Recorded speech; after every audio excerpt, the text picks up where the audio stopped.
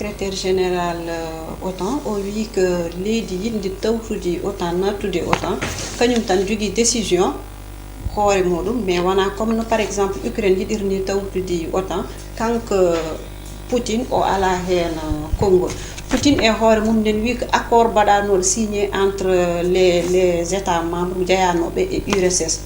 ɗon no jiiɓi no feewi e hakkillaji wona yimɓe par ce que ɓenen mbi ko Poutine haali ko koko waɗano siife ko gonga président kini secrétaire général OTAN wonnen wi ko haali ko ɗum ɗon foti wonde saabu Ukraine ko état souverain donc kañum jogui konngol mum battidigol e holon parti naata justement ay ɗum ɗon ko gonɗen koye guerre to banggue kuure condi kono aussi ko wiyete guerre en communication nan ɗo c'est à dire moni foof ni ido goɗɗo ne sokkorde ene haala ko woɗani ne haala ko waɗi ɗum arrangé mais yimɓe foof ne gandi aduna foof ne andi won intention mbo dolaji dentude jogui won intention mbo Europe jogui won intention mbo OTAN jogui pourtant so tawi a daari hakkude dowla russe e dowla États-Unis dowlaji États-Unis ɓaɗere keewi mer noir lo mbiɗon maayo ɓalewo ngo sa daari ko wiyete ko conséquence direct ala ɗon kono noon hakkude dowlaji dentuɗe e leydi Russie wonko wonɗon ko ɓooyi ki en tawaka on ɗon rivalité manam gonɗon nawligu ko woni hakkude mabɓe ko ɓuura heewde doole e aduna o Russie e hakkille muɗum gila e Staline ha yetti wonɓe ɗo hande ɓe Vladimir Poutine en wonde mo ganduɗa koɓe gollodirte oɗo saaha e ɓesgu ngu e hoore muɗum wonko ɓe ñammina wonko ɓe kalna wonko ɓe gondina ɓe mbiya wonde ne ko paami dolaji dentude ne wawi ɓurɗon population kono ɓe ɓuurani on haydara to banggue ko wiyete ko ngaalu ɓe ɓuurani on to banggue arme ɓe ɓuurani on to banggue doole ɓe ɓuurani on to banggue aussi ko wiyete ko ɓogi karale kese woni to banggue technologie dokken yeeru so tawi a daari ko adi États-Unis ne yaaha mission Apollo e won tuma hawri koye déjà kamɓe Russie ɓe jeehi haɓe garti haade États-Unis wadde ko wiyete ko expérience ko wiyete câble de sous-marin tawi ko Russie déjà waɗi ɗum ha haljiti hade États-Unis wadde lancé ko yuti ko e satellite dendaɗo o pour yare toon to Mars tawi ko kamɓe déjà le Russie ɓe mbaɗi ɗum ha Paris donc à chaque fois kamɓe goni yesso dowlaji dentude hay ko haalte ko banggue manam to banggue konu arme sa daari ko Russie ɓuuri ɓe hewde arme nucléaire atomique des armes ko wayno des Krasnikov États-Unis ɓuuri ɓe ko hewde yimɓe kono ɓuurani ɓe hewde arme ha kewaɓe hewde arme ɓe mbawa wadde stocké arme o foof e nder leydi ndi ɗum waɗi ko jiiɗa heccanki Biélorussie wooti ko wiyete manam référendum pour Russie nelde toon arme muɗum daña to mofti onon stock mo heƴani ga e Russie donc ko hunde nde ganduɗa nde ina yaaji joni noon on ɗon guerre woni hakkude mabɓe dolaji dentude so tawi ene heɓa leyɗele janta e muɗum pour wadde affaiblir leydi Russie ɗum yiiɗi leydi Russie so heeɓi hono ɗum ni aussi ko ɗum yiiɗi hande o sa ruttima caggal e sahani nde Donald Trump wonno e gardigu leydi Amérique ɗon faiblesse o ummi pamminen bandiraɓe on faiblesse woni ko kanko Donald Trump nde wari nde o wi wonde ko Amérique d' abord ɗum wonno slogan makko Amérique o noon tuma ko leydi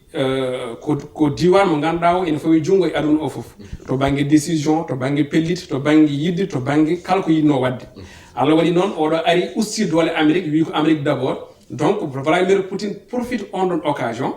pour hollirde doole muɗum wawa fawde junggo muɗum ɗo Amérique wonno ɗo beele kamɓe aɓe gonɗon e oɗo saaha ɗum ene jeeya e intention Vladimir Poutine président Ukraine 2019 hadmak ardi au pouvoir o waɗin promettre que corruption e pour ristawteɓe nder Ukraine en lepte en mbaɗe gueɗi kantiɗiɗi ko so ari mo safru ɗum kono guilo ari laamu ngu o waɗani hen prendre hay décision goto est ce que ɗum ɗon aussi en jeeya ko ɓeydi mettinde oɗo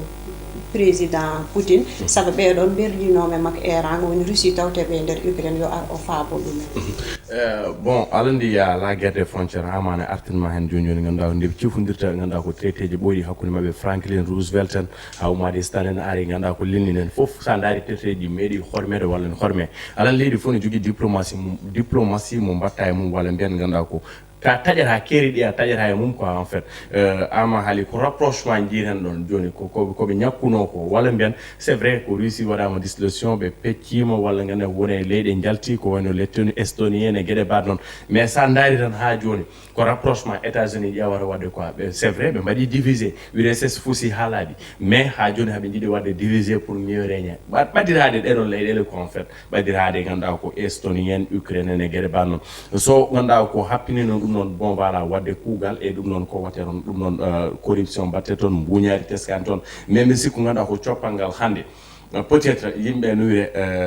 holno pulaar wirata konngol ngol ni quoi mi jiri mo adéquat bon voilà peut-être bibje ne ganduɗa de dural joguiɗe dural bon voilà bibje ɗe joguiɗe culel wawa ɗum jogade par ce que sa nani Ukraine e inde nde bon voilà ko pays mawɗo mais bon voilà kono en jimani ndi wona armement wona population wona superficie wona haydara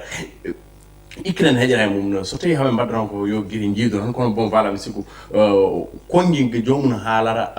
avant élection ama e jooɗade au pouvoir c'est diamétralement opposé par ce que honko wawa ñawdude wonko wawa taƴe c'est vrai ko jooɗi ko chef d'état bon voilà jooɗade hoore ganduɗa ko nation mais ittude coppal wadde ɗum e Russie walla ganduɗa ittude wone coppe ganduɗa tigui diggande ɗum on pays bon mi sikku ɗum na peut être min selon moi Zelensky hol idée ji jogino walla hol pensée est ce que ala ko sakki less hakkude makko autant e pays ji goɗɗi bon voilà yiidemo haalden ko namnal men battidigal Amadou Moussa woni kanko président Poutine promesse uji président Ukraine waɗnowo hade jooɗade leydi ndi et aussi kamɓe les États-Unis ɓeɗon Russie leptoteɓe toonete Ukraine pour holɗum eɓe gummano guila on saaha bon min mi gonta kongol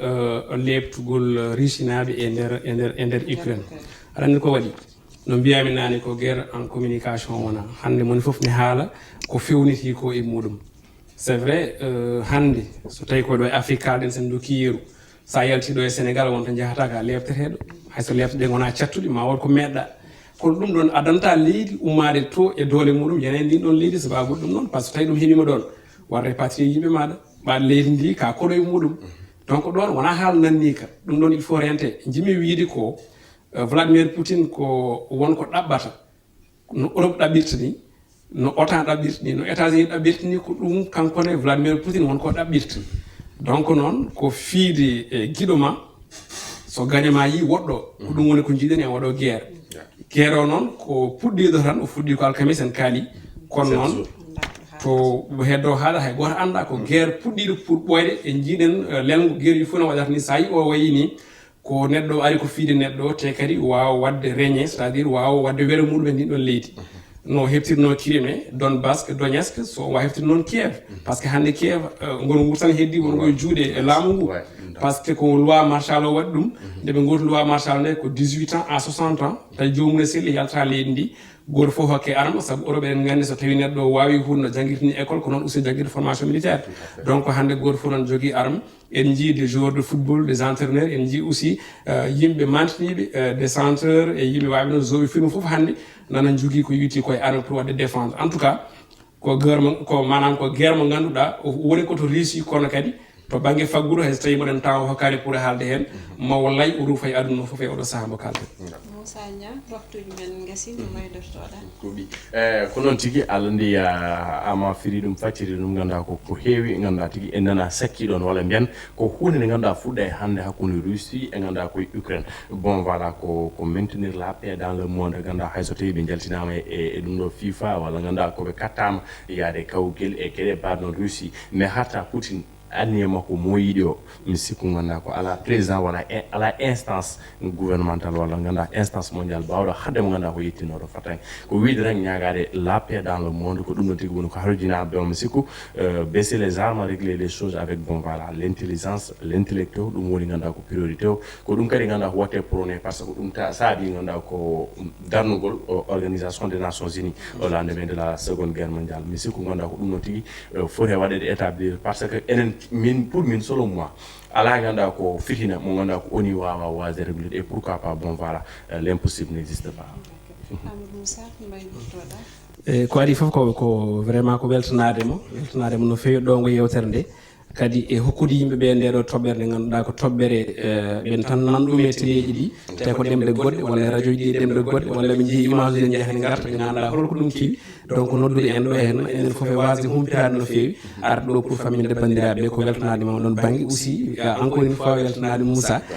renndi makko aussi plateau encore une fois ça fait quelques années min kawrano ɗo mato hedde duuɓi ɗi ko nandi hen min kawrano e plateau Piindi donc ko ɗum baynortomi weltanade e weltanade aussi heeɗiyankoɓe kala e mbaɗi kuuɓal jarama no feewi e jetti bandiraɓe jeeɗugol ha gongol inchallah merci